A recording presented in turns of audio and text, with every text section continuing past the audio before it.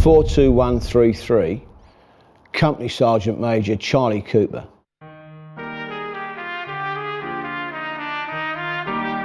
I'm Captain Thrush. I'm the commanding officer of B Company, 10th Battalion, the Essex Regiment. We're here in the front line in France, somewhere in the Somme section, I can't be any more specific than that, and we're holding the front line against all comers.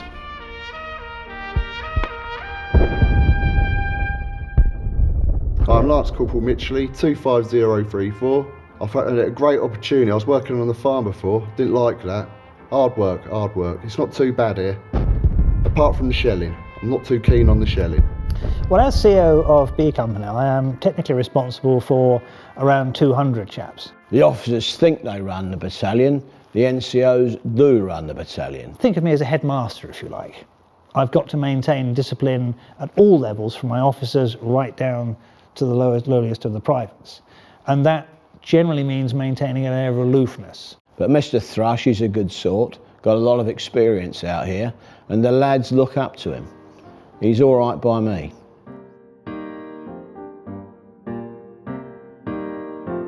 The day starts just before dawn when we have stand to, the best time for Jerry to attack. So, while it's still dark, everyone that can bear a rifle and the Lewis gunners will man the parapet, scanning no man's land in the event of an attack. We stick our heads above the parapet, keep an eye out for Jerry, make sure he's not advancing into our lines.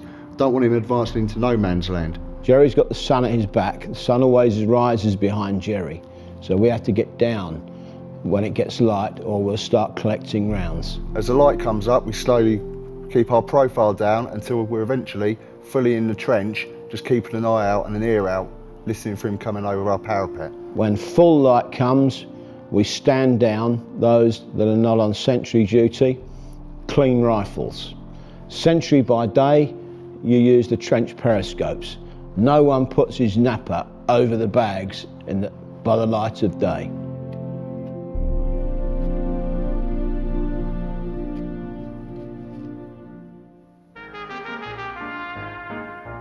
Once we've had the rum ration, we'll then take time to clean up a bit, have breakfast, cook some food if we haven't got some already come down the line.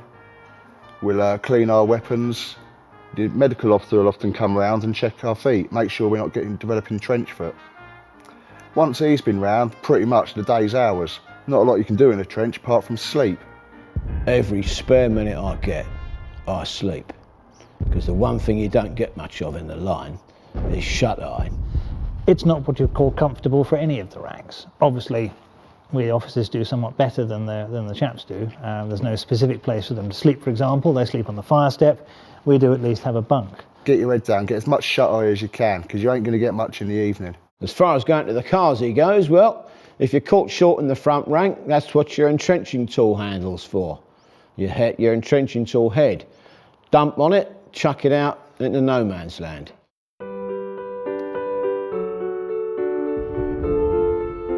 If there's not much activity from the Hun, we get hot food. Typically, in the morning you might get bacon and porridge, hot, fresh. The rations are not bad at all. Some people back home think we eat rats. We don't eat rats. Rations, terrible. McConaughey's meat and veg, disgusting. Pork and beans, disgusting. And bully beef, that's all we seem to eat. Food for officers is a slightly different case in point than that for the other ranks. Broadly speaking, we try and fend for ourselves. We club together and we buy our own rations, and our servants will provide us with hot meals as and when they can. Having a servant isn't something that should be regarded as a status symbol.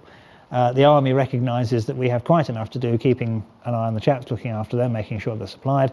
And so giving us a servant to provide us with food simply means that our efforts are being concentrated in the right sort of place.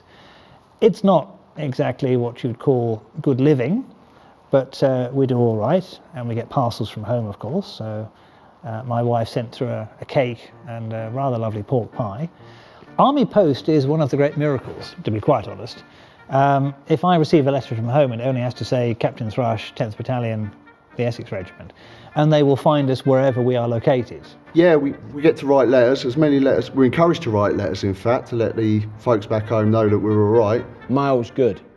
You can have a letter written at home this afternoon, we could have it tomorrow on a good day. And the more post there is, the better it is for morale.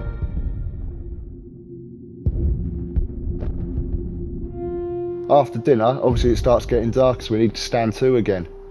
As it becomes dusk, we'll stand behind the parapet with our bayonets fixed, listening out for Jerry. As night falls, this is where the activity really begins for us. The amount of work we have to do, commanding the company, keeping everything supplied, making sure we keep on top of all the statistics which Brigade want us to keep supplying them, means that it can be anything up to a 20-22 hour day sometimes. We like to dominate no man's land with patrols, to deny Jerry freedom of movement in it at night. Silence is of course maintained, and the lads have to start digging. Sweat saves blood. If you've got damage to the trench, it's repaired at night when you won't be seen doing it. At the end of the night, we come back to the dawn stand to. And that's our day, that's our 24 hours. If it wasn't bad enough fighting the Germans, often you feel you're fighting the weather as well. During the winter, it can freeze solid. I've never known it so cold as out here in France. When the trenches freeze solid, it really is like iron. When the rains come, they really come, and the trenches flood, and sides, parapet will wash away, parados will wash away, dugouts are flooded, and we're continually battling against water. Rather ironically though, you can get long periods of extended good weather, as we had in the Somme this summer, where we actually have to warn the chaps to be careful with naked flames, because the danger from fire can be so great. In the ideal world, you get 4 or 5 days in the front line, then a week on rest at least, then a week on reserve, and then back into rotation again. Just because we're at rest doesn't mean to say we're immune from working parties and such like. The Royal Engineers will often turn up and ask for a party to go back into the front lines even to repair trenches. It's actually quite a misnomer to say we're at rest. We're often never busier than when we're actually at rest. But we do get some time for sports and recreation, so it's not all work. If we're on rest, we might be able to go down the local estaminet. Now we like the estaminet because you get to drink lots of wine. Don't drink the beer, it's watered down. And you get to eat egg and chips. Now we all like egg and chips, or earth and frits as we call it. So I'm up for Van Plonk, Pomme frit and earths. That does me.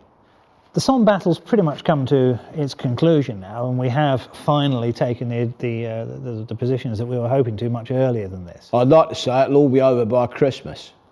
Jerry seems short of this and that. Like I said, we get good rations and plenty of it.